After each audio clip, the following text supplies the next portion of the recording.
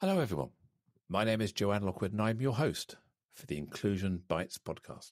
In this series, I've interviewed a number of amazing people and simply had a conversation around the subject of inclusion, belonging, and generally making the world a better place for everyone to thrive. If you'd like to join me in the future, then please do drop me a line to joe.lockwood@changehappen.co.uk. changehappen.co.uk. You can catch up on all of the previous shows on iTunes, Spotify, and the usual places. So plug in your headphones, grab a decaf, and let's get going. Today is episode 101 with the title Beyond Labels. And I have the absolute honour and privilege to welcome Vanessa Raath. Vanessa is a talent sourcing trainer. And when I asked Vanessa to describe her superpower, she said her ADHD. Hello, Vanessa. Welcome to the show. Hey, Joe, good to be on your show. Thanks so much for inviting me to be here. 101 guest. I feel like I should be thinking about Dalmatians, because as soon as you said 101, I just thought Dalmatians and dogs. Why not? I mean, obviously, we steer away from you being Cruella. We'll stick to the Dalmatians themselves.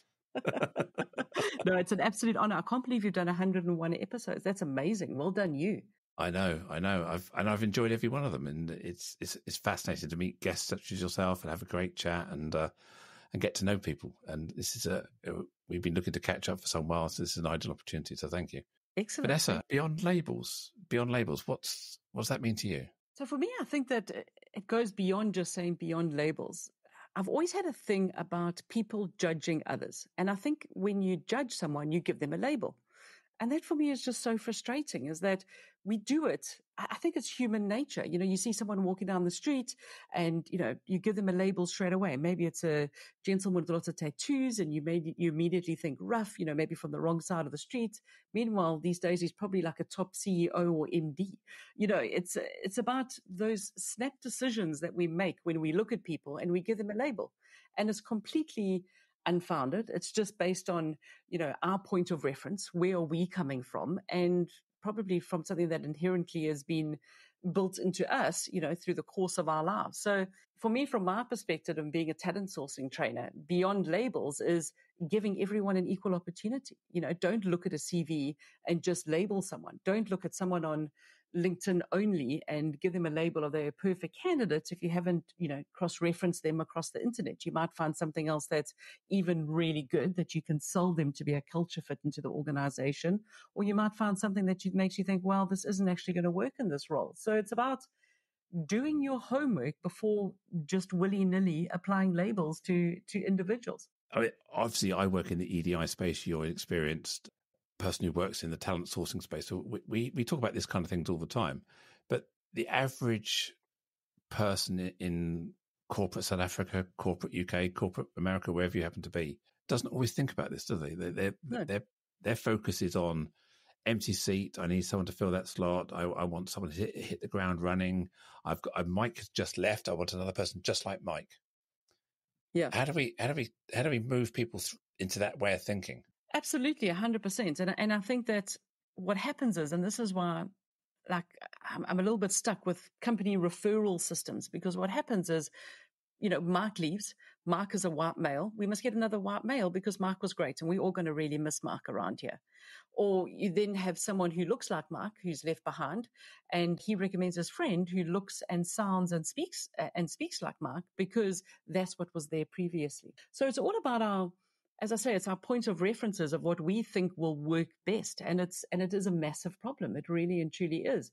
I mean, we don't need to, you've done 101 episodes on this. We all know that more diverse organizations and staffing teams perform better, make more money, are more enjoyable workplaces for people. And from my perspective of, I have the unique, I don't want to even say it was a privilege, but the unique view of growing up in a apartheid South Africa. We didn't have opportunities to mix with people from other races. So in the workplace was where I got to meet people and actually form friends with people from other racial groups. And I'm eternally grateful for that because it afforded me the opportunity. I went to a school where only white children were allowed to attend up until I was in my final year. So I think it's something that we definitely need to do in the workplace because we can. There's often I perceive there to be a kind of often a disconnect between the motivation in a workplace and the motivation in society. So if you work for a large organization, a corporate, you've got DEI, you've got HR people, you've got people in talent sourcing, all focusing on equal opportunity, equity, ensuring people succeed. Whereas you step out onto the pavement, society doesn't always care about you as an individual in the same way. And we often think that a company culture is a microcosm of the societal culture, but sometimes companies are actually leading the way in this. They definitely are, 100%. But then we have the extreme case in a country like South Africa, where I'm based, where, businesses are mandated to go and hire people from different racial groups because the government puts stipulations in place on them. So sometimes you find it's always happening, but it's a false kind of view of what they're trying to achieve, which is good. We need to do this. However, it needs to be done for the right reasons. So ED&I is something that's hugely important, has to be a focus, but it has to be done with the whole company's buy-in, because society is kind of left to their own devices. There's no one really trying to be the CEO of a society. But, if it's coming from the CEO of a business and they are all over they're on the ED&I bus, brilliant. Mm. Yeah. So you talked about labels, you talked about stereotyping people, and we, as a species, we're quite judgmental, aren't we? It's just awful. We're evaluating people all the time, going, oh yeah, shoes, watch, hair, car, nose, glasses, whatever it may be, and putting people into our little stereotype box and say, I know who you are now because I've sussed you. And we do that in hiring as well. Yeah, it happens all the time, and it's really something that's quite difficult not to do. I mean, no one's perfect. I mean, I do it. I catch myself doing it. I've just actually had knee surgery. So I've spent a lot of time while, all the guests have been here over Christmas, sitting on a bench, at the beach while others have been playing on the beach or walking or swimming. And, you sit there and you look at people, and I find myself judging people as they're walking past me. And I'm like, who am I? Why am I doing this? I don't have to be doing this. And then often, I'd be left with all the old grannies who also have the bad knees and couldn't walk on the beach. And then you find out that even though this person's old, I mean, they're in their 80s, they're amazing. I had the most wonderful conversations with old ladies who were pretty much, their knees were about as good as mine. And they were just the most interesting, lovely people. But when they sat down next to me, I was like, no, but you shouldn't feel like that. They were wonderful. Yeah. I mean, I can't believe how it happened, but apparently I checked my diary and I'm 60 next year. But in my head, I'm still 25. I'm still a young adult with young adult thoughts, just with knees that don't work. That's the only thing that's different, isn't it? Yeah, absolutely. And I think that we also, we're talking about labels. We also, sometimes label ourselves incorrectly. And our perception of what we're putting out there and what people are seeing is often two completely different things. And I just think that there's a bit of a disconnect there of what we think we are putting out into the universe and what people are, how they're reading that. Are they getting a different label to what we're trying to give ourselves? Yeah. I mean, I could see how it evolved. You think about prehistoric human back in the times where we were living in small communities, small tribes, and anybody who came from over the hill or across the water was inherently bad, because why were they coming? Probably to rape, pillage, attack, steal, or whatever. Yep. They weren't coming to knock on the door and say, do you want to buy something or anything like that, or be nice. So we've evolved this sense of protectionism where the judgment is evaluating the threat level, isn't it? Adrenaline glands, our vagus nerve, our fight, flight, or freeze mechanism are kicking in all the time, linked all to our biases, which is why people who are different to ourselves and not in our in-group are seen as maybe as threats or as less effective than we are. Yeah, absolutely. And it's the whole thing of, who are you going to, so you walk into a conference venue and there's a whole lot of people attending a conference. Who are you going to naturally gravitate towards? And again, there's people who look and sound like you. And I consciously try not to do that and go to groups of people that don't look and sound like me, because, again, I think this is a throwback from growing up in apartheid South Africa. I want to know more about different people. I know what people like me do for fun on the weekends, but I want to make friends from other racial groups because I'm really interested in, their lives and how they grew up and those kind of things. So, yeah, you're right. where do we hang out with the labels that we like, or do we go and look for people with other labels? That's the question. So this is talk about how you grew up. So you probably grew up in the F.W. de Klerk era, the pre-Mandela, the apartheid, the sanctions era where South Africa weren't allowed to compete in sport, etc., etc.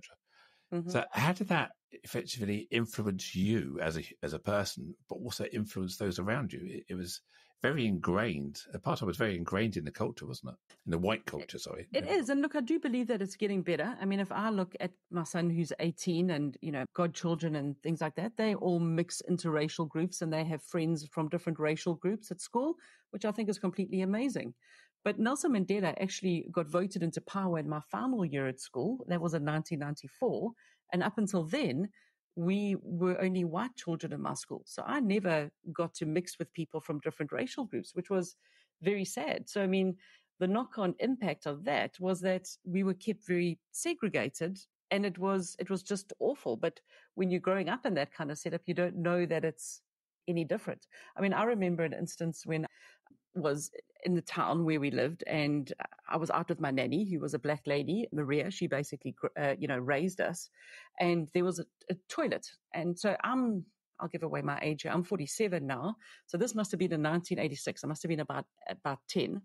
And there were two toilets, public toilets, in the middle of the town. And there was one for white people and there was one for non-white people. And I remember the maid my maid helper, Maria, saying to a white lady who was going into the toilet, saying, "Can I send this child into the toilet with you? Because we both need to go to the toilet, but we have to go to separate ones." And they were almost like a block apart. And that was a major thing that stuck with me. And I just thought it was, now in hindsight as an adult, talking all around the world about DNA, that's how strange that was. But back then I didn't even question it because that was the way it was. Very strange. Yeah, I mean, from a UK perspective, I'm probably more aware of the US culture around racism.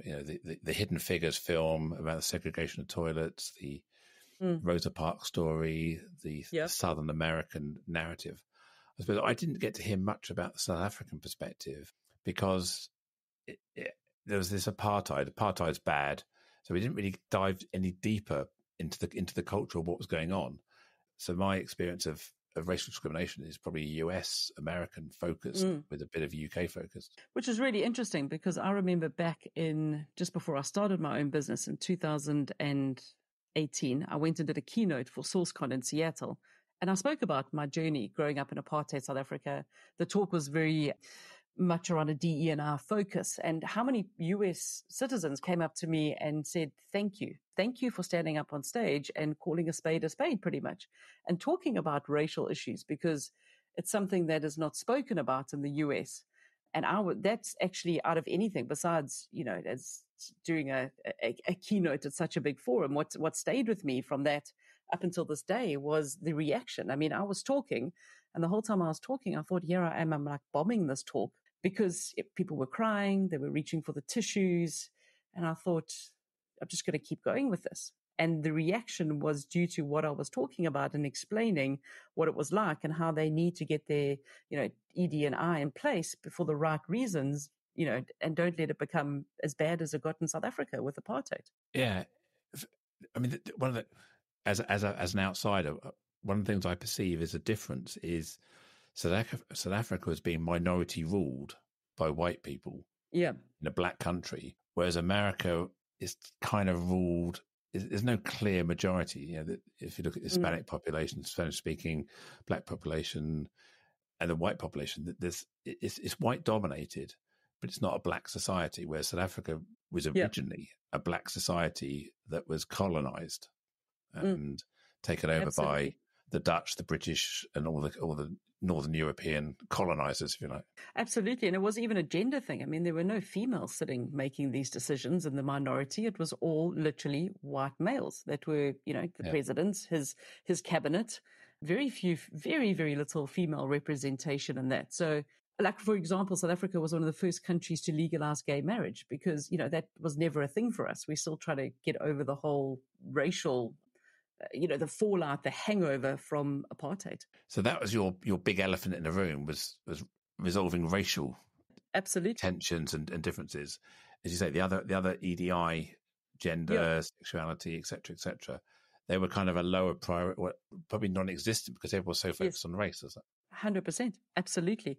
Where now those factors are coming more into play. I mean, there's a massive drive around, gender-based violence, GBV, and things like that, and to really highlight them and to just, should I say, try and do away with, how some of the women are treated in the more rural areas of South Africa. And is that across racial demographic? So it's not a white problem or a black problem. It's a problem. It's a male it's problem. a problem. Yeah. It's a male anger problem. Yeah. That, I'm not looking to excuse it, but is it born out of frustration? Is it just socialization? I mean, sure, I think it's got a whole lot of factors. But so let's look back at see what South Africa did during COVID. So we were one of the few countries that actually banned alcohol sales. So while everyone was sitting in lockdown, the rest of the world was in lockdown. There was a ban here even on smoking. So you couldn't buy cigarettes in South Africa during lockdown, which wasn't a problem for us. But they banned alcohol sales. And the reason why they did that was there's a big drinking culture in South Africa, which often resulted in a lot of poor behavior on Friday and Saturday nights. And the, casualty rooms would be full after domestic violence. And then that took away from us trying to deal with a massive pandemic of COVID. So they banned alcohol sales, trying to keep the population under control. So you can see that would be one of the effects of, the gender-based violence in this country. It would be the alcohol consumption. I remember seeing on the streets, because Australia was pretty locked down as well, but you were pretty locked down. So you had armed guards on street corners and you effectively locked in your homes for a lot of time, weren't you? And I remember seeing the stories on it. Has society flipped back? Has it just carried on where it left off, or is a reduction in the culture of alcohol? Sure, that's a good question. I wouldn't like to speak on behalf of the whole country, to be honest with you, Joe.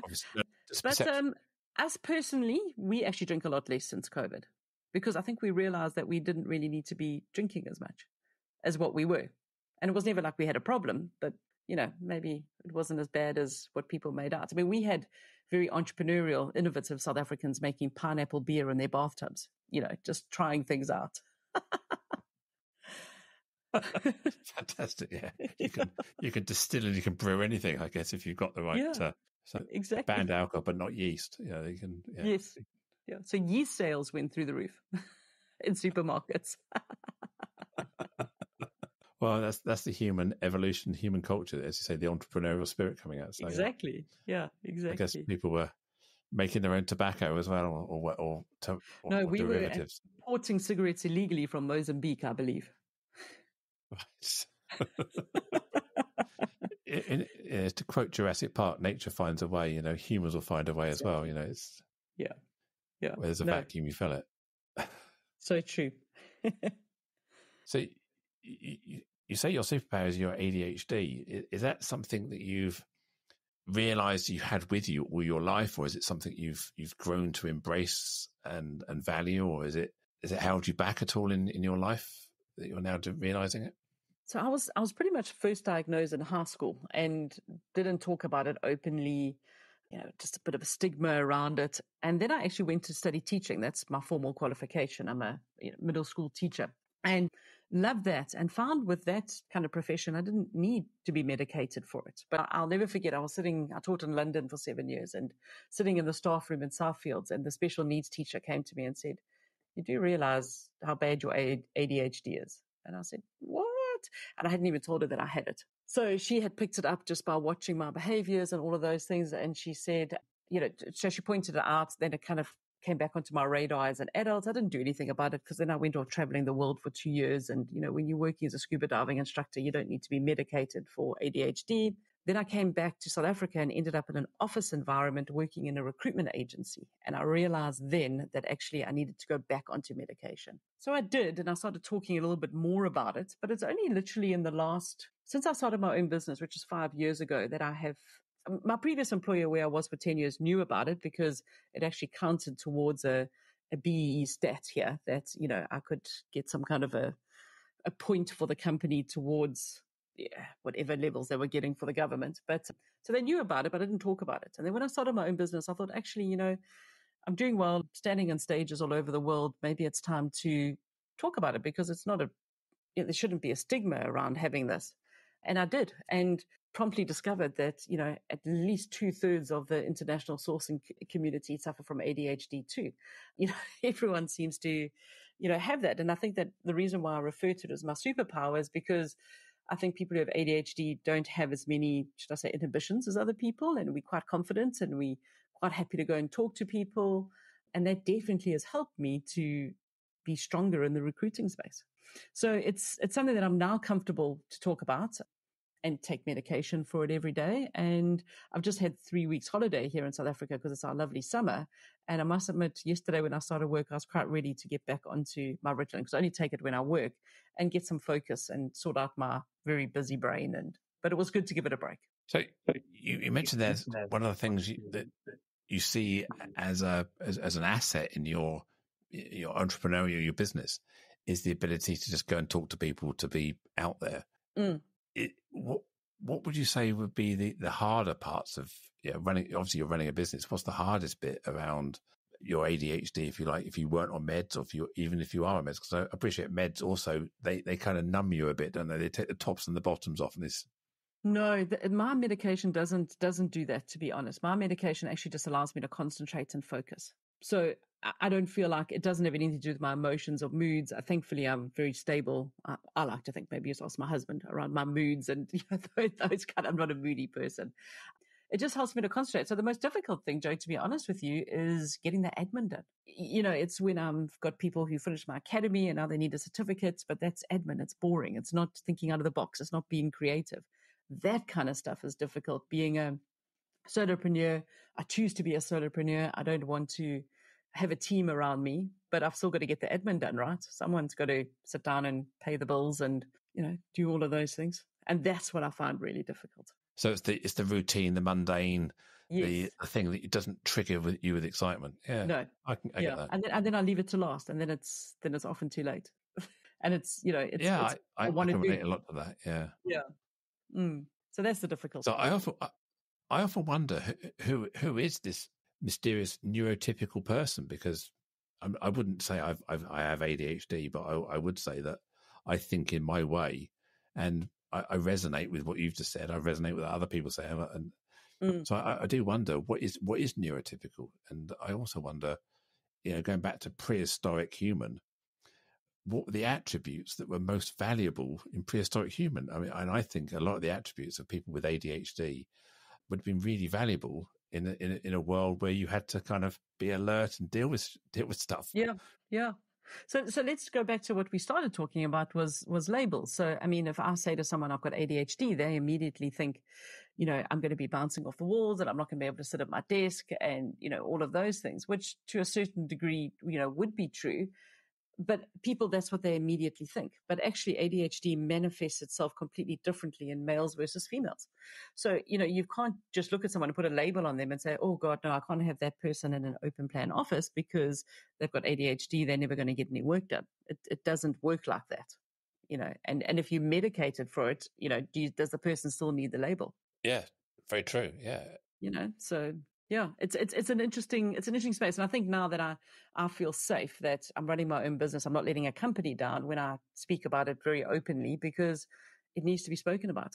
I think sometimes that people jump too quickly to a diagnosis of ADHD. Like I chat to, my friends, and they'll often contact me and say, Van, my son's just been diagnosed ADHD, put them on medication. Can you talk to my son? I'm like, well, no, not really, because it's completely different, and it manifests in different ways. And I don't know that medication that he's on, and I don't know what he's going through. It's so different in each individual, very subjective. And I think the way we started this podcast, where you see it as your superpower and you're able to embrace it. There's no shame. There's no stigma. No. It's part of you. It makes you who you are. And you, as a mature adult, that sounds really crass, isn't it? Mature adult. I want to be a mature adult. Are you I want to be a calling child. me old, Joe? Yeah, no. I'm nearly 60. I'm older than you. You told me when you were born. I think when you get to that level of maturity, or you age, you start to own who you are and not see these things Yes. as threats or challenges. They're just Yeah. you work with the tools you got. Yeah, I wonder if this resonates with any of the other ladies out there. You kind of hit 40 and you do a little bit of cleansing and you get rid of the friends that you maybe no longer need in your life. You do, get rid of the energy vampires and you get really comfortable in your own skin and you a lot more selective of who you spend your time with, whose comments you let bother you. And I think it's a great place to be. It really is. Yeah. And that's a certain sense of knowing who you are.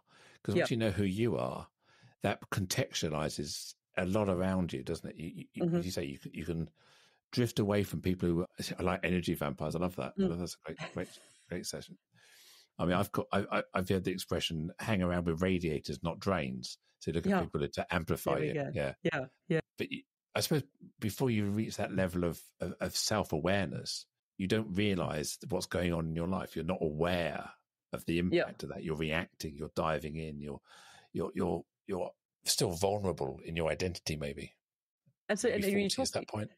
Yeah, maybe. And you talk about like labels. So if I think about it, so we here now, and we've just finished the festive season, and my son's 18, and I mean he's out every night, and he's partying and really enjoying it, and he's literally going out when I'm going to bed. Where 20 years ago, your label wanted to be, look at you, and you're party animal, and you're out there having so much fun. Now I've got no issues telling people that I like to be in bed by 8:30, because I do. But I'm up at 5. I was in the swimming pool before 6 o'clock this morning. So it's your labels, and will change. And also your labels of other people will change because that's just life, isn't it? Yeah, I mean, you say, is it 40? I mean, obviously, I'm nearly 60, as I've mentioned. I hang around with a cohort of people who are similar age, and we all agreed that 50 was fantastic. Really, that's good to know. And I'm also hanging out with people now who are going, 60 is where it's at, I think. Oh, really? That's every decade you grow into it, and you look back and think, I think we just learn and grow throughout our lives. And probably when we were 30, I remember being 30, deciding that I was now getting old. I was no longer 20. I was no longer young. And I think maybe 30 was that barrier between adulthood and student. Or I had to do something in my life now. I couldn't say I'm getting there. I had to be somewhere. Yeah, no, exactly. And it's I agree. I think my 30th birthday I remember being like mortified, just what is happening. I actually had a midlife crisis at 30 and I moved to live in Thailand. I lived in Thailand for a year because I didn't want to face being an adult and being in the real world. The thing you don't realize when you're 25, and I'm going to pick 25 for a good reason, is you don't realize there is an end date to your life. 25, you've got 50 years. 50 years is forever. It's twice what you've had already. Yeah, it's miles away. It's 3 times. You're a third of the way through. It's nothing.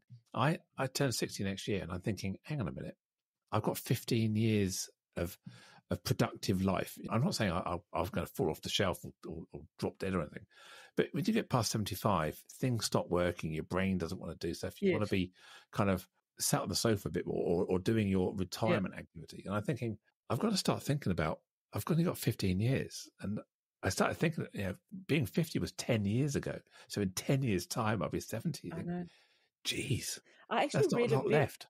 I read a very interesting study, and I can't even tell you where it was, but it was while I was on leave now, about how people over 70 actually lose the ability to be able to make decisions.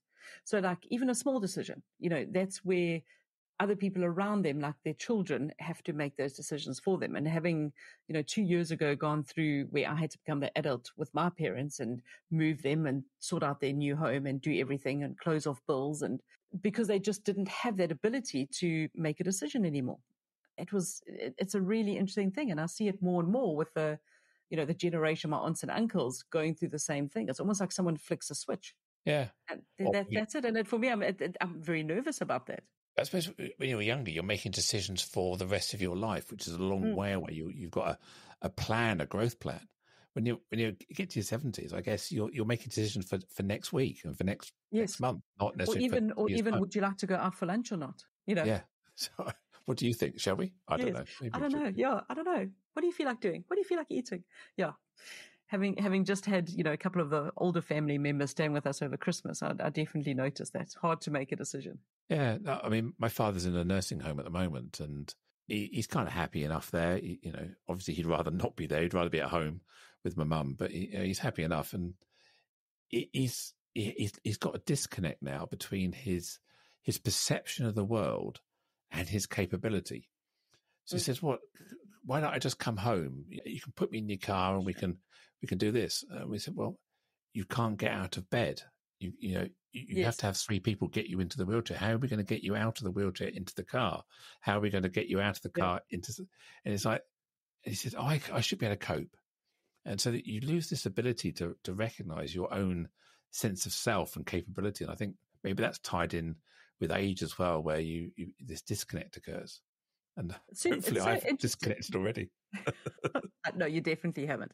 But that's so interesting. I always am amazed at how many people in the UK, and of an age, and I'm saying our age, I know that we have got an age difference, but their parents are still alive.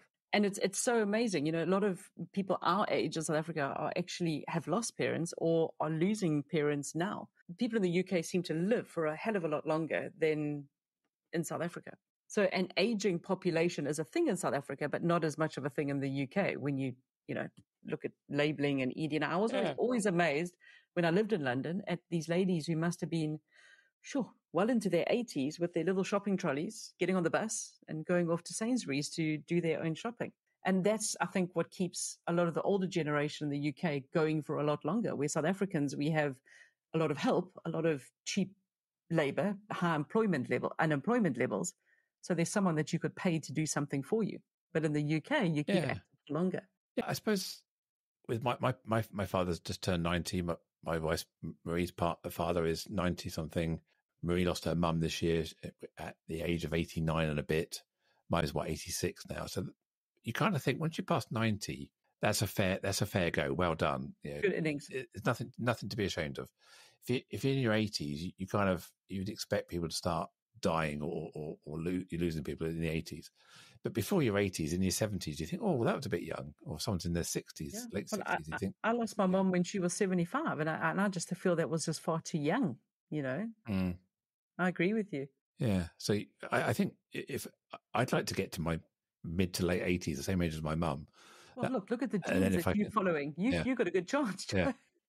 Yeah. I just got to lose some weight and stay healthy. That's the trouble. But you're doing that. I mean, aren't you in the gym a lot? I'm not in the gym enough. I go once a week with the personal trainer, and I do work out. I mean, that case came down to a couple of years ago. I woke up and said to myself, "Hang on a minute. I'm going to be 60 in a couple of years." This was 2 or 3 years ago. I'm investing in marketing. I'm investing in this part of my business. I'm investing in that. I'm paying money on subscription for this and the other. And I realized the only person I wasn't investing in was me. And I'm kind of the critical part of my business. Without me, there is no business. Yeah. So that's when I decided to give up alcohol. I haven't had a drink for two years. I think it's 2 years today since my last drink. Wow. Geez, well, amazing. And what prompted that? Was that just from a health perspective, aspect? It was all this thinking about becoming 60, and thinking if I want to get to 75, and I use that date as my work till I'm 75 because I feel I have to. I don't have a massive pension or security. Mm-hmm. So I work till I'm 75. And then if I want to be able to stand up and work and think and do stuff at 75, I can't wait until I'm 70 to think about that. I actually have to think about that before I'm 60. So if I'm drinking too much, not eating the right stuff, not active enough, then the time to do that is now, not kick the ball down the road and say, oh, when I'm 10 years' time, I'll figure that out. Because by then, my knees won't work, my hips won't work, I'll pick up diabetes, something's going to happen to me. Yeah. So it's decided to take personal responsibility to invest in myself as the core part of my business if I'm spending money on marketing. So I need to spend more money on me than I do on marketing. That's kind of the argument. Yeah. So it's very valid. It's actually, I haven't thought of it like that, to be honest, Joe. This morning, actually, before we started recording this podcast, because we just moved town, we went to the local gym and signed up for the gym because it's January. We now live by the beach, and I also need to drop a couple of kilograms, to be honest, to feel more comfortable in my clothes, kind of thing. I mean, I think my days of being on a runway in Milan are over, but just to feel healthier. And I just think that becomes important as you get older, where, again, as you're younger and you're 25 and you're bulletproof and invincible, you almost take that health for granted, right? Yeah, it was that epiphany wake-up call. And I'm not an evangelist. I'm not out there. I don't run. I tried running and my knees can't do it anymore. Mm-hmm. I can do a treadmill. I can walk. I also decided I want to do something I really enjoyed. I don't want going to the gym to be something I can't be bothered. I don't want to do it. Yeah. So I have a personal trainer, and she's amazing. And I've changed gyms a couple of times in the last couple of years. So this latest gym I joined, and it's with my new personal trainer. When we had our briefing chat, I said to her, I want to come here and I want to have a laugh and I want to enjoy this. I want to go away happy knackered is kind of what I said. Yes. To her. I said, Yes. I want you to work me until I'm literally, I can't do any more. And I want to leave with a big grin on my face going, yay, I've achieved something today. Yes. Yeah. And that's kind of how we do it. We have a bit of banter. We have a bit of kind of jokey stuff. I give her the eyes, I give her the look when she's asking me to do something. I go, seriously? Really? Okay, come on then. Yeah. So it's entertaining. And I have an hour with her working out, killing myself as much as I can for me. I don't do it for her. I do it for me every time. But I come out and I give her a high five and go, thank you. I really enjoyed that. And that's really what I want to look forward to. Yeah, no, it's different. So me, I'm kind of forced back into a gym because running was my thing. But having had knee surgery in December, I've got a good 6 months before I can get out running successfully. So for now, it's going to be swimming in a pool at the gym. So yeah, let's see how that goes. That's great. No, I had a problem with my shoulder. I think it was called a rotator cuff injury on my shoulder, so I couldn't move my arm up and things like that. But I was getting up to 2 kilometers in the pool. So I was doing, that's I think it was a 20-meter pool. So I was doing 100 lengths of a 20-meter pool. And I was going several times a week. So I was doing at least a kilometer and a half. And I peaked at 2 kilometers. And then my shoulder kicked in and hurt. I stopped going. I haven't been for about 18 months. And what were the physical benefits of you swimming more frequently? I did lose weight. And I know people say you don't do exercise to lose weight. Yeah. But I think it's part of a package scale, deal. but you feel better. Yeah. You feel better. You feel more energy. You're more active. Your persona grows. You got more going on in your head. They're sluggish. I think all of those kind of benefits kick in. And cumulatively, I was losing weight because I was controlling my intake. I cut out alcohol and being more active. Those kind of come together. You can't eat. You can't eat like crazy and do the gym and expect to lose weight. You have to do both. You have to cut the intake, increase the output. Apparently, stopping alcohol is a massive factor in weight loss. Yeah, it's empty calories. You're basically drinking a roast dinner. You're drinking a lunch. Wine. Yeah, yeah. And for wine is like, I don't know, it's 1,000 calories in a bottle of wine. That's half your calorie intake on a day just in one bottle. Yeah. Yeah. So if you're serious about it, you can either drink it or you can eat it, and you can't do both. So hence the saying that came up, as we were young females as students, is eating is cheating because you rather use your calories on the wine as opposed to having a meal. Yeah, and I see lots of studies and people talking about whether calorie counting is a thing, and you don't lose weight that way. But I think an appreciation of the nutritional value of what you're consuming is important, and whether that's calories, whether it's fat, whether it's sugars, whatever it may be, just kind of getting a more understanding of what's going in your mouth, where it's coming from, how processed is it, the value of it, salt. Yeah, so I think it's being more aware. I mean, my anniversary coming up, your anniversary today on the 24th of this month is that I would have been vegetarian for 4 years. And that literally wasn't a conscious decision. It was literally, we had been away this is our big summer holiday in South Africa. We'd had so many braais or barbecues. I was all meted out and just said, my husband and I driving back from holiday, just said to each other, let's just try a week without a piece of chop, a boerewors, steak, ribs, whatever it might be.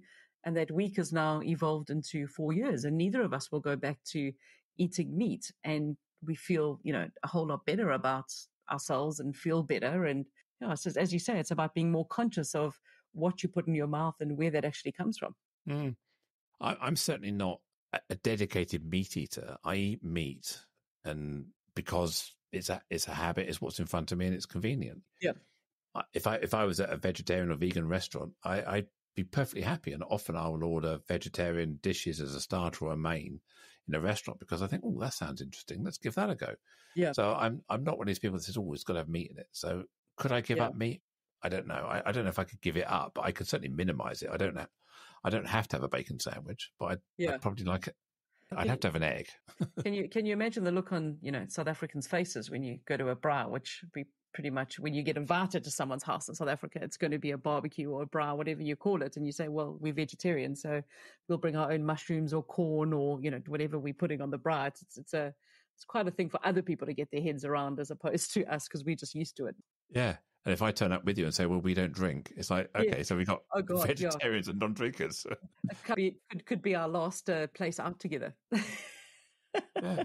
But that winds us right back to the beginning of the conversation around judgment and labels, and that bleeds through into the think about workplace culture, where we're hiring people who fit into our culture, and suddenly Vanessa and her husband aren't part of our culture because they want to cook mushrooms on the grill. It's like, well, exactly. So, I mean, for example, in South Africa, a big thing on a Friday afternoon, maybe once a week or once a month, is to do a big barbecue. So our traditional sausage over here is called a boerewors, and it's got a whole lot of things inside. You don't really want to know what you're eating. I will admit they are delicious. But that was what happened on a Friday afternoon. And then, I would go along to that and it would be like, I'll just have a dry bread roll because, I don't have boerewors. I don't eat meat. And they would be like, what? We didn't even cater for the vegetarians. And we're not vegan. So, if you're not going to have eggs, you're normally vegan. We eat eggs still. But it's kind of like no one accounts for that. If I'm speaking at a conference in South Africa or whatever, I'll always state up front, or I'm delivering training, you guys, I know you're probably going to order lunch. Just want to let you know up front I'm vegetarian, because people just don't think along those lines. That's just like, it's a label that being vegetarian is a label that doesn't go very strongly in the South African white culture. Yeah, and being vegan has a stigma about it. It's like, vegan, you're going to bore me. You're going to, you're going to be hard work. You're going to be one of those people that wants to tell me how you don't eat meat, and I'm not. It's a judgment. Yeah, no, exactly. It's also, imagine someone who's a vegan, does CrossFit and has their MBA. I mean, you'll know about those in your opening greeting with them, and that is the joke, isn't it? How do you know if someone's vegan? Because they'll tell you about it. Yeah, they'll tell you. Yeah.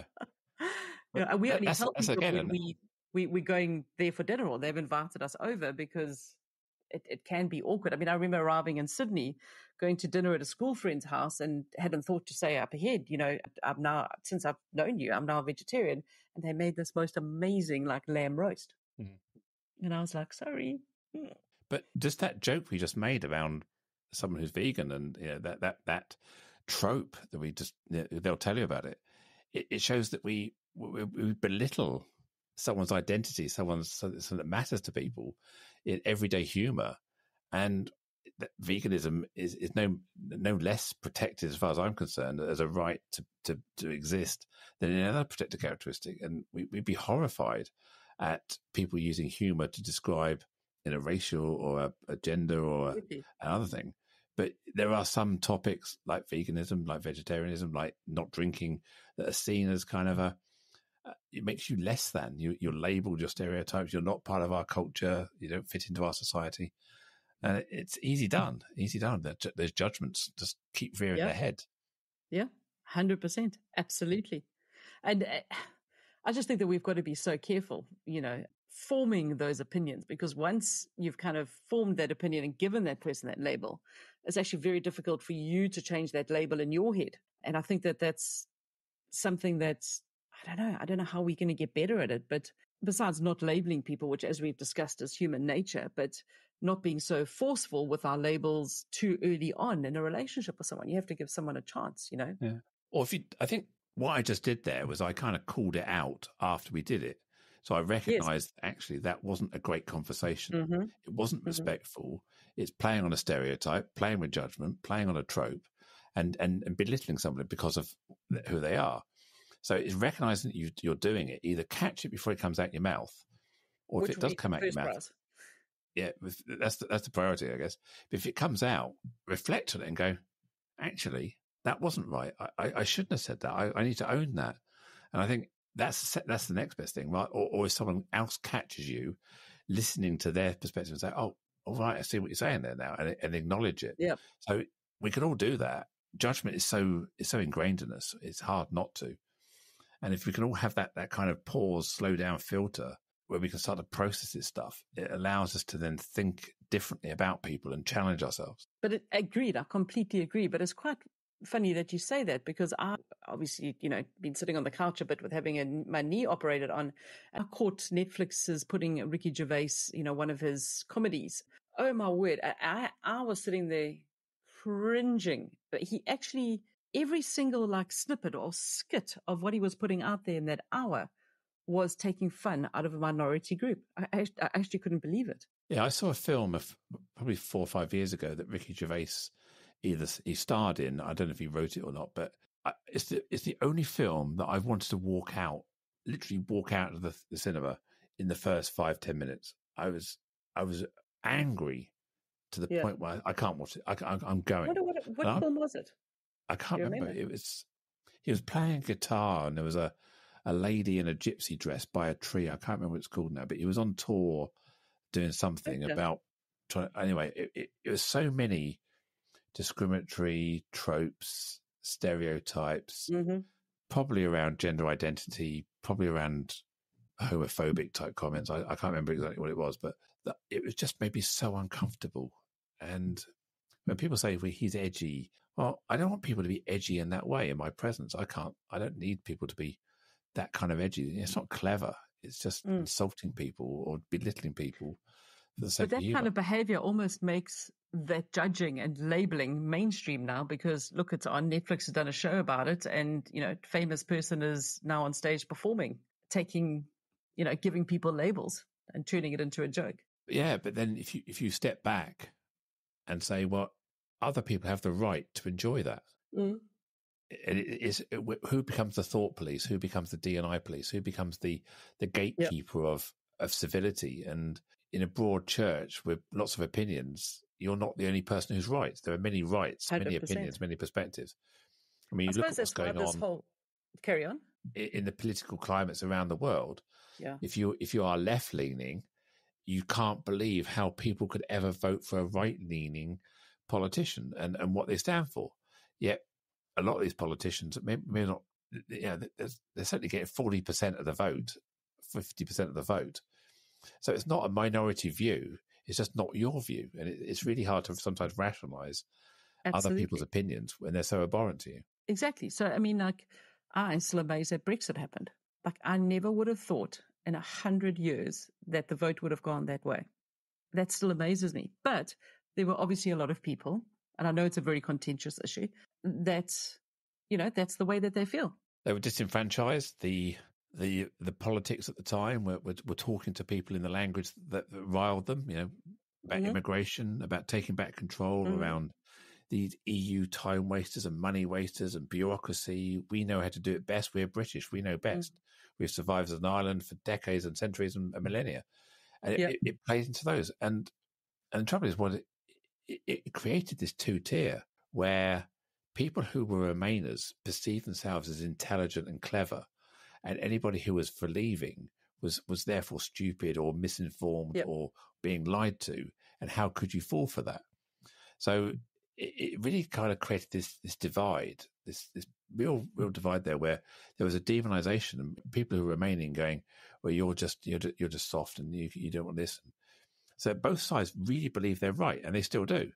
And it's important to reconcile, like any political difference, that I think even now it's 49-51. It maybe has swung more back towards the wish we had in the left, but there's still a large percent of the population who are ingrained in the fact we did the right thing. And you kind of have to respect that. It sounds crazy. I mean, we look across the pond to America about what could happen in the election this year. That Trump could maybe get back in. But then you have to recognize if Trump gets back in, it's because 51% of the population believe in him. So my opinion is therefore a minority opinion. And the fact that I don't agree with what he stands for or what his politics are, but a lot of the people in that country do. So you have to respect that. That's their right to vote. It's not. I just have a commentary as an outsider. Yeah. So it's about trying to rationalize those differences as well, isn't it? Those perspectives. Exactly. So I don't know. Humans are complex beasts, aren't we? It's just so true. Yeah, I know. That's why I got out of IT. IT either worked or didn't work. Push the button, reboot it. If it doesn't work, buy a new one, put it in, it'll work. Humans, you can't reboot, No. push the button. It's sometimes you wish you could, right? But we can't. Could. Yeah. No, I'll just wave the magic wand. Just do as I say. I'm right. Exactly. And I think one thing I've learned as a DEI professional is knowing that you don't have to be right. You're not right. Mm-hmm. Starting from that position of challenge and be open to changing perspectives is a core thing. And I think if we all did that, we'd avoid the judgment. Sport. Yeah, exactly. Yeah. Completely agree, Joe. Well, Vanessa, it's been fantastic. I mean, we've been chatting to each other for an hour and a half now, half an hour in the green room, and I know you have to rush off. And so it's been amazing talking to you. How do people get hold of you? Thank you so much. Joe, first of all, I just want to say thank you for having me as a guest. I was actually just thinking during this conversation, we still are yet to meet in person, which is amazing because we have spoken so much online. It's unbelievable. So thank you for your time. I appreciate it. Joe, I'm not difficult to find online, is what I always say. My website is vanessaraath.com. You can connect with me on LinkedIn. Anywhere that you're comfortable with, just reach out to me. I'm always happy to chat. And Raath is Raath. Thank you, Joe. For those who don't speak with a South African accent. And Vanessa is VA. Single N, VA. double S-A. Yeah. Fantastic. I'll put all your contact details in the show notes, and people make contact on LinkedIn or track you down somewhere. Awesome. So thank you.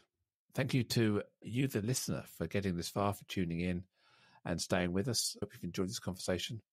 If you have and you're not already subscribed or following this podcast, then please do tick the button, follow us. And if you've loved to listen to this, please give us a 5-star review on Apple Podcasts if you can. We'd love to hear from that. And this is episode 101, and I'm sure I've got at least 99 more to take us to 200 over the next year to 18 months. So please, please, please tune in. And if you'd like to be a guest yourself, you've seen the conversation, you listen to the conversation, you can listen to back episodes, get a feel for the conversation. It's open to anybody who wants to give their perspective on making the world a better place so that people can thrive. Any suggestions, feedback, please email me to joe.lockwood@cchainchapman.co.uk. And finally, my name is Joanne Lockwood, and it's been an absolute pleasure to host this podcast for you today. Catch you next time. Bye.